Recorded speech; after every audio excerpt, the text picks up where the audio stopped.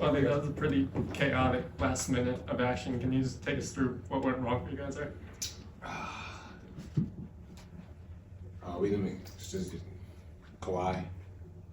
We get stops when we needed to. He made 2 tough layups. And one, we fouled him, of course, but he made and one was even much more tough to get by.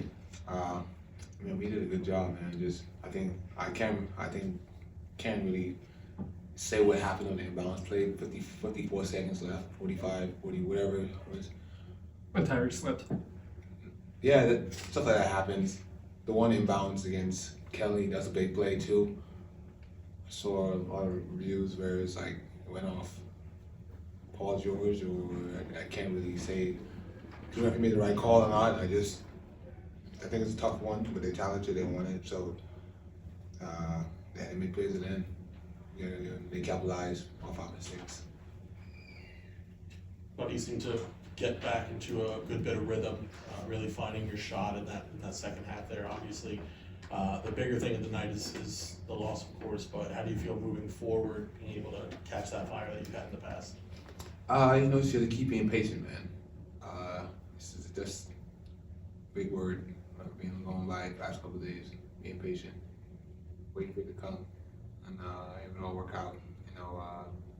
When I was on the court, try to pick and find my spots, play off everybody, use my ability to make plays with each other, for my players, my teammates, and just try to make the right play when I'm out there and be aggressive. I need to be aggressive, be patient, of course. Coach Nurse was just in here talking about your defensive improvement also, and you told us that was something you were working on. So to hear that he's been impressed with you, not just offensively, but defensively as well, what does that speak to for you?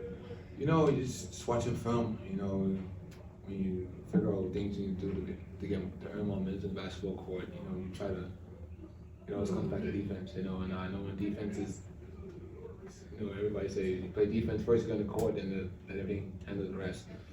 So, doing my job defensively and getting timely stops, and meeting the guy, team try to pick out, and if they try to pick you out, you sit down and guard your yard, and let them know you pick somebody else. So just trying to stay consistent with that, and just try to do what they need me to do. You're someone who's labeled a shooter, on the court.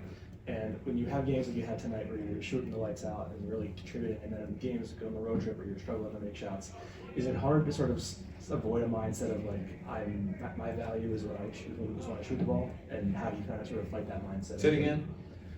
You're someone who's deemed a shooter, right? Yeah. And tonight shots are really falling well for you, and then over the road trip there was some struggling with shooting. When you see that, people call you a shooter. Do you find that it's hard to avoid that mindset of my value is only in my shooting, or is it easy for you to be I can do other things besides shoot the ball? Everybody knows I can do other things besides shoot the ball. You see, put the ball on the floor, making plays, making the right reads all the time. That's when you become a basketball player, and it's all being a basketball player is trying to get the best, especially on offensive end. Yes, I can shoot the ball, I can score the ball from different levels, but I think as a collective, people know basketball is trying to get the best shot of it every time, yes, you have times where you be in a funk, and then that happens, sometimes you go to work, you have bad days, and stuff is not clicking, we all go to those stumps. You're not gonna be perfect, every day, and if you find a perfect guy in the NBA, you can find that, Steph has bad days, Klay Thompson has bad days, but it's a long season, you have to endure it, and you figure out it, and as it all comes down, the numbers always average out, and it always works in God's favors. When you're away from the defense, how do you try to position yourself to kind of get those hard closeouts? It feels like when a defender's kind of trying to chase you off the three-point line, that's when you're really able to penetrate the defense and either go for your own shot or make a play for someone else.